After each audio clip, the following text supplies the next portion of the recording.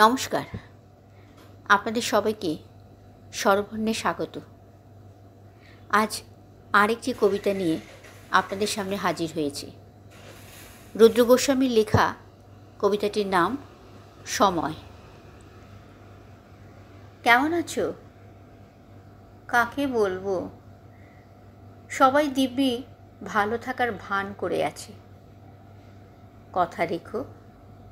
কাকে বলবো?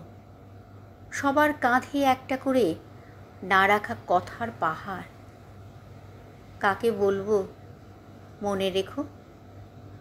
সবার হৃৎপিণ্ডে টাঙানো কয়েক প্রস্তর রঙিন মুখোশ। কাকে বলবো? তুমি হাত ধরতে জানো? সবার মুঠো ভর্তি স্বপ্ন খুনের ঋণ। কাকে বলবো? শুনতে পাচ্ছ? কেউ এখানে কান পেতে নেই। কাকে বলবো? ইচ্ছে হলে আসতে পারো। সবাই যাবার জন্য পা বাড়িয়ে প্রস্তুত। কাকে বলবো? দেখে যাও, তোমার অপেক্ষায় দাঁড়িয়ে আছি।